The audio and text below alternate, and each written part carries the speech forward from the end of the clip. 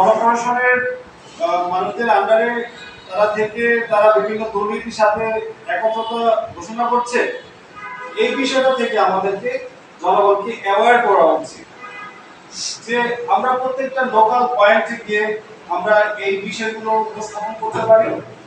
আমরা জনগণকে একটা মেসেজ দিতে পারি যে আপনাদের যে শক্তিটা আছে, আপনাদের যে জনগণের মতামত যে আছে, সেটা আসলে সবচেয়ে বেশি। এই জনগণের মতামতের উপর ভিত্তি করে পরবর্তী সরকার গঠিত হবে। এই মেসেজটা তাদেরকে দেওয়া উচিত এবং তাদেরকে অ্যাওয়্যার করা উচিত। আমাদের কাছে যে যারা আছে উপস্থিত আছে এখন বর্তমানে, তারা আসলে অনেক ধৈর্যশীল। যেমন মুজাম্মেল ভাইয়ের কথা বলতেছি যে উনি ইনজুর হওয়ার পরেও উনি ফ্যাসিজম আচরণ করি না, সেটা আমরা প্রকাশ্যে বোঝাই দিচ্ছি যে আমরা মায়ের বদলে মায়ের দেই না।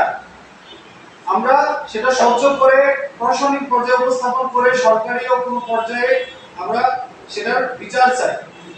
এই যে ব্যবস্থাপনাটা, এটা গণতান্ত্রিক এবং জনগণকে সেখানে একত্রতা ঘোষণা করা উচিত এবং তাদেরকে বোঝানো উচিত যে এটা গণতান্ত্রিক একটা উপায়। আপনাদের দাবি দেওয়া বা আপনাদের যে চাহিদাগুলো আছে সরকারের কাছে, সেগুলো আপনারা গণতান্ত্রিক উপায়ে দাবি করুন এবং সেটা যদি ন্যায্য হয় সেটা প্রতিষ্ঠিত হবে, সেটা আপনাদের অধিকার। এই বিষয়টা আমরা মেসেজ দিতে চাই এবং তাদের মন থেকে ফ্যাসিজম দূর করতে চাই।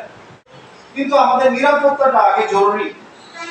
যেই অন্যায়ের বিরুদ্ধে আমরা কথা বলতেছি, সে অন্যায়টা যেন পোষণ না করে এবং আমাদের উপর হামলা না চালায়, সেই বিষয়টা প্রশাসনিক যারা আছে তাদের প্রতি দৃষ্টি আকর্ষণ করছি এবং আশা করি আমরা এই সহযোগিতা পাবো এবং জনগণের প্রান্তে গিয়ে আমরা সেই মেসেজগুলো পৌঁছায় দিতে পারবো এবং এই ধরনের আক্রমণ, অনাহূত আক্রমণ, এটার বিরুদ্ধে আমরা তীব্র প্রতিবাদ, তীব্র নিন্দা জানাচ্ছি।